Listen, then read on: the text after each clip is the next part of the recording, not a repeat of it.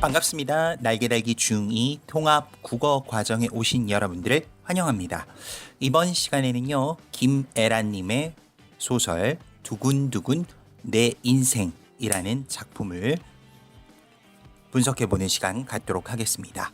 앞서서 소설의 개념과 특성에 대해서 좀 공부를 해봤는데요. 자, 그것을 바탕으로 또 이제 실전 작품에 한번 적용해 볼 수 있는 시간을 갖도록 하겠습니다.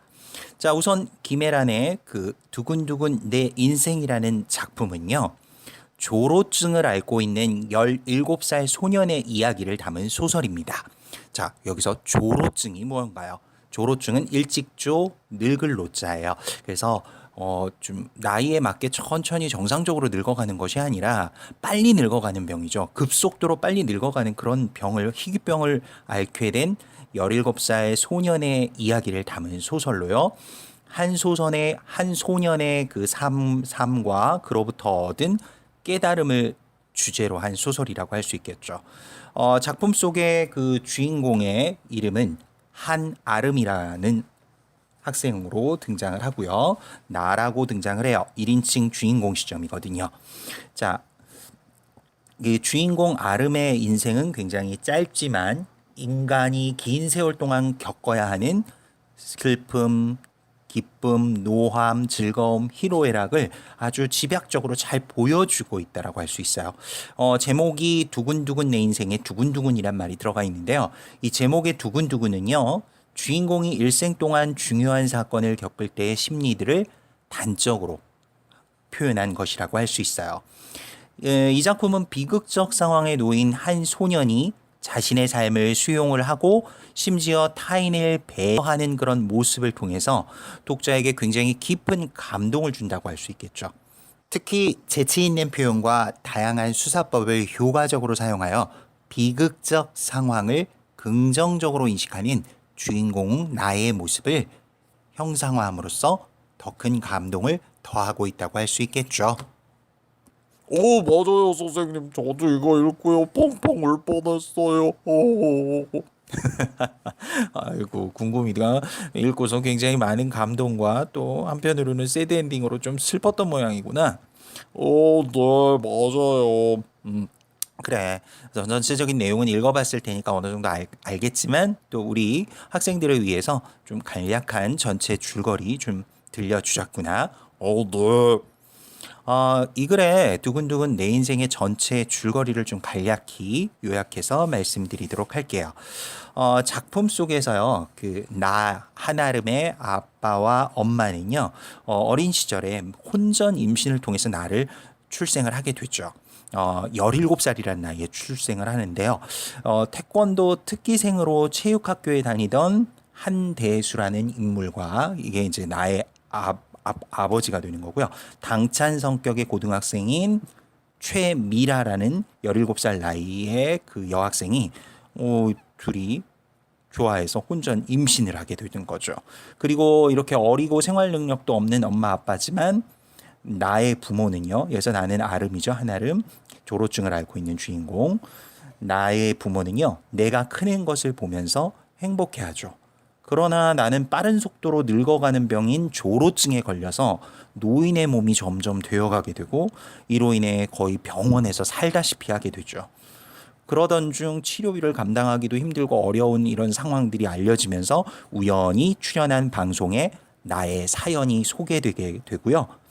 서하라는 소녀와 메일을 주고보내며 한편으로는 사랑의 감정을 키워나가요. 하지만 이 서하가 30대 남성인 작가 지망생이 취재를 위해 만들어낸 가짜 인물이란 걸 나중에 알게 되면서 나는 굉장히 크게 실망을 하게 되죠. 그 사건이 있은 후에 나의 건강은 점점점 악화되고 부모님이 지켜보는 병상에서 죽음을 맞이하게 된다는 그런 조금은 슬픈 이야기라고 할 수 있겠습니다. 맞아요. 얘기 읽으면서 좀 한편으로는 너무 슬프다라는 생각을 했어요. 그래, 궁금이도 그런 생각을 하게 되겠지? 자, 그러면 이제 그 줄거리를 뒤로하고 좀 핵심 정리를 정리하면서 이 작품에서 우리가 전달하려는 바가 무엇인지 또 소설의 개념과 특성을 살펴봤으니까 시점은 어떤 것인지 이런 것들을 하나하나 좀 살펴보도록 하자. 네. 여기 지금 자키심 정리되어 있는 프린트가 있네요. 그리고 그래 이거 읽어봐도 되나요, 제가? 그래. 궁금이가 읽어주면 더 좋겠구나. 네. 우리 학생들도 잘 들으세요. 자, 이 작품의 갈래는 장편 소설, 성장 소설이라고 할 수 있겠고요. 성격상은 자기 고백적이면서 성찰적이에요. 시점은 1인칭 주인공 시점이고요. 내가 내 이야기를 하고 있으니까 나의 입장과 내가 주인공이 돼서 이야기하는 시점, 1인칭 주인공 시점 되겠습니다. 배경은 시간적 배경은 현대, 공간적 배경은 병원과 집이 되겠어요. 주제는 죽음을 앞둔 소년이 겪은 삶에 대한 소망과 가족 간의 사랑에 대한 이야기를 하고 있답니다. 그래. 핵심 정리 아주 잘 읽어줬구나. 이 작품은요, 여러분들 그 시점상은 1인칭 주인공 시점이라고 이야기할 수 있겠습니다. 주인공이 상상한 내용의 그런 체험 내용들을 하나하나 서술하고 있는 작품이라고 할 수 있겠고요. 바로 이 서술자가 자신의 이야기를 중심으로 사건을 전개하고 있다라고 할 수 있겠죠. 전체적으로는 죽음을 앞둔 소년이 겪은 삶에 대한 소망과 가족 간의 사랑에 대한 것이 주제다라고 할 수 있겠죠. 글의 특징은 좀 간략하게 좀 간추려서 이것도 추가로 좀 언급을 해드리면요. 이렇게 치료하기 어려운 조로증이란 난치병을 앓는 소년의 삶을 한편으로는 조금은 유쾌한 시각으로 그려냄으로써 삶의 가치와 가족의 의미를 좀 더 생각해 보게 하고 있고요. 부모보다 늙은 아들, 아들보다 젊은 부모라는 독특한 설정을 통해 인생의 의미를 강조하고 성찰하고 있는 거죠. 부모가 17살에 이 나를 낳게 되고요. 그 17년 뒤에 내가 또 이렇게 조로증을 앓아서 결국 죽게 되는데요. 결국 이 17살이라는 설정에서 부모는 그보다 늙어버렸고, 부모가 늙은 게 아니죠. 미안. 제 말이 잘못 나왔네요. 부모보다 늙은 아들, 또 아들보다 젊은 부모라는 독특한 설정을 통해서 인생의 의미를 성찰을 했다라고 할 수 있겠죠. 또 여러 가지 표현들을 통해서 주인공의 심리도 참신하게 잘 드러냈다라고 할 수 있어요. 구성상의 특징을 보면 발단, 전개, 위기, 절정, 결말의 5단 구성, 기본적인 소설의 5단 구성을 그대로 가지고 있어요. 발단에서는 나의 부모인 최미라와 한대수가 사랑을 해서 나를 낳고 가난하지만 행복하게 생활한다는 그런 얘기고요. 전개 부분에서는 나는 조로증에 걸리고 이로 인해 집과 병원을 오가는 생활이 이어지게 되죠. 위기 부분에서는 우연한 기회에 방송 출연을 하게 됐고 나는 서아라는 소녀와 메일을 주고받으며 사랑의 감정을 키워나가게 되죠. 절정 단계로 넘어가면 나는 결국 서아가 이 30대 남성인 작가 지망생이 꾸며낸 가상의 인물이라는 것을 알게 되고 굉장히 절망을 하게 돼요. 그러면서 마지막 결말에선 나는 부모님에 대한 소설을 쓰고 부모님이 지켜보는 병상에서 죽음을 맞이한다는 그런 내용을 담고 있습니다. 자, 인물들에 대해서 좀 간략하게 분석해 볼 필요가 있겠는데요. 네, 맞아요. 그 인물들의 주요 인물이 한아름, 나아가 한아름이었고 엄마 최미라, 아빠 한대수 이렇게 나오죠. 여기에 또 장씨 할아버지라는 인물도 있던데요. 아주 궁금하니까 꼼꼼하게 읽었구나. 자, 하나하나 인물 설명을 해줄게. 네. 한아름이라는 인물은 주인공이기도 하고 각종 그런 조로증이라는 질병으로 인해 노인의 몸을 가지고 있는 늙은 자식이지. 그러나 이 나는 주인공인 나는 자신의 불행과 비참함을 원망하거나 한탄하지 않고 긍정적인 태도, 명랑한 태도로 생활해 나가는 모습을 볼 수 있어. 그리고 다른 사람의 기분을 살피고 배려할 줄 아는 굉장히 넉넉한 마음을 가진 인물이라고 할 수 있겠지.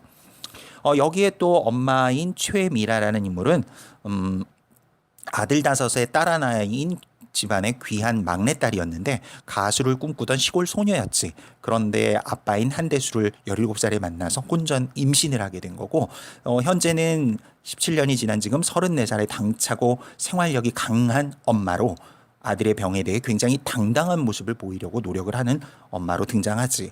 아빠 한대수는 체대가 아니라 체육고등학교 출신의 한때 유망했던 태권도 유망주 선수로 나오게 되며 결국 맨 마지막 부분에서 내가 아버지의 그 심장 소리를 쿵쾅쿵쾅 느끼며 이렇게 죽음을 맞이하는 그 과정에서는 굉장히 좀 감동적인 부분들도 있었다라고 할 수 있겠지. 또 마지막으로 그 궁금이가 얘기했던 장씨 할아버지는 늙은 그 아버지와 살아가는 동네 노인으로 아름이와 이 나 주인공 나지 내가 아름인데 그 나와 가장 많은 이야기를 나누는 아름이의 유일한 친구지. 외모상 이 나는 아름은 점점 늙어가기 때문에 노인의 외모를 갖고 있기 때문에 어린 아이들과 친구가 되기 어려웠었겠지. 유일한 동네 친구가 장씨 할아버지였는데 속에 있는 이야기도 이것저것 털어놓게 되고 유일한 친구로서 말벗이 되는 거지. 아이를 잃은 상처를 가지고 살아가는 이 장씨 할아버지는 굉장히 정이 많고 따뜻한 인물로 나의 주인공에게는 굉장히 유일한 여러 가지 이야기를 나눌 수 있는 친구로 등장을 한다라고 볼 수 있단다. 그렇군요. 어쨌든 이야기를 들으면서 굉장히 좀 슬펐던 그런 기억들이 많이 있어서요. 아직도 조금 떠올리면 좀 우울해요. 그럴 수 있겠네. 자, 글의 좀 일부분을 낭독을 하고 좀 설명을 하려고 하는데, 글의 마지막 부분에 이제 내가 그 마지막 죽음을 맞이하는 장면에서 엄마와 대화하는 장면을 조금 들려주려고 해. 네. 그 부분을 좀 듣고 간략한 부가 설명을 좀 덧붙여 보자꾸나. 네. 엄마, 응. 야, 이제 낭독이 들어가는 겁니다. 내가 이제 엄마라고 부르죠. 엄마, 응? 엄마가 대답을 합니다. 다 물어봐.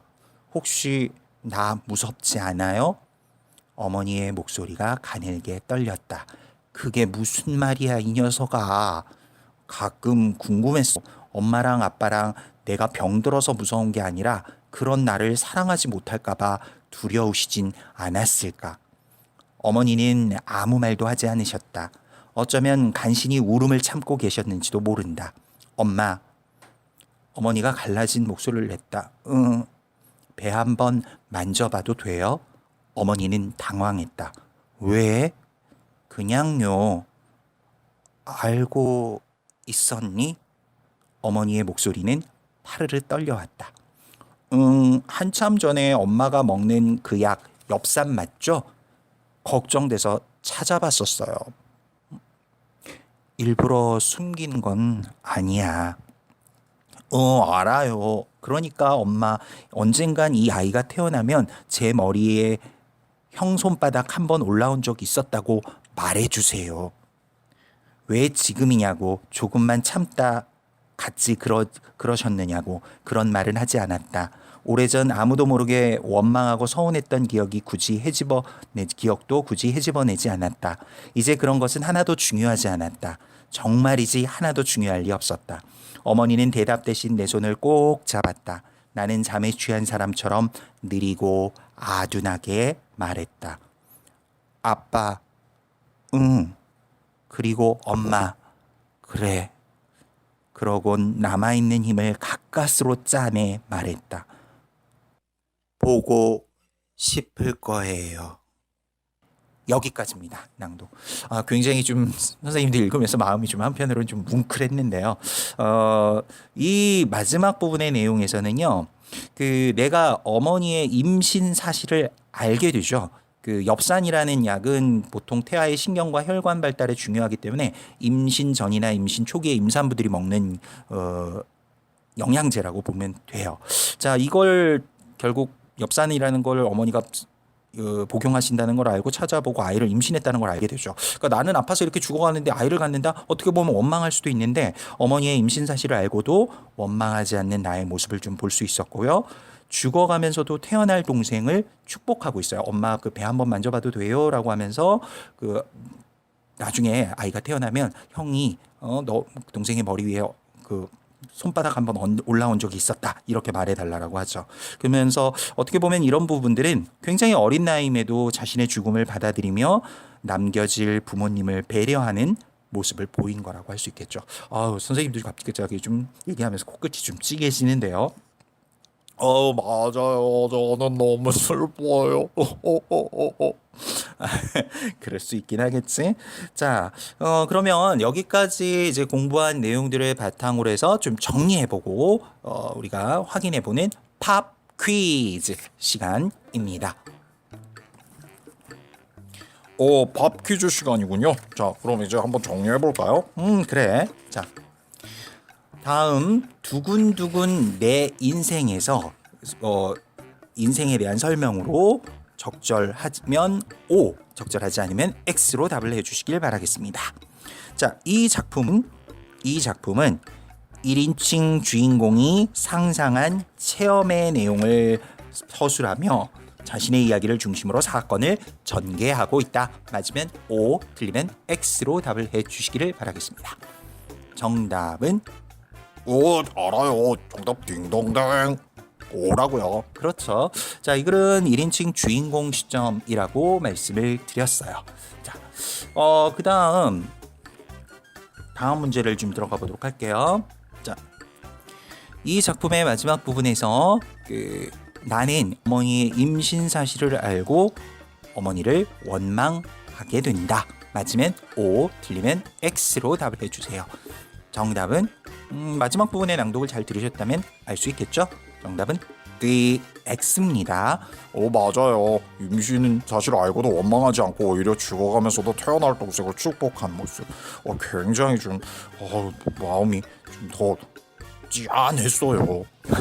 그렇지. 자, 마지막으로 좀 정리하고 이제 끝낼 텐데, 작품의 제목인 두근두근 내 인생이라는 이런 제목에 담긴 상징적 의미를 좀 간략하게 정리를 해보면, 태아일 때 어머니의 뱃속에서 두근두근하는 어머니의 심장 박동 소리를 들었다는 것은 낯선 세상에 대한 두려움과 기대감을 표현한 거라면, 서아라는 가상의 소녀와 편지를 주고받을 때는 첫사랑에 대한 설렘과 두근거림을 느낀 것이고, 마지막으로 죽음을 맞이할 때 아버지의 품에서 쿵쾅 쿵쾅 소리를 들었다는 것은 아버지의 두려운 마음, 자식을 먼저 떠나보낸 아버지의 두려운 마음과 나의 또 진실한 그런 사랑을 느꼈다는 것을 의미하는 거야. 그래서 두근두근 내 인생이라는 이 제목은 비록 짧은 생이었지만 나에게도 벅찬 그런 감정을 느낀 순간들이 있었다는 것과 나의 삶이 사랑과 기쁨을 느끼면서 산 의미 있는 삶이었다는 걸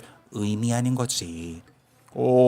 이 글을 읽으면서 저는 정말 제게 주어진 삶이 얼마나 소중한 건지 다시금 느끼면서요. 순간순간 정말 열심히 살아야겠다고 생각을 했어요.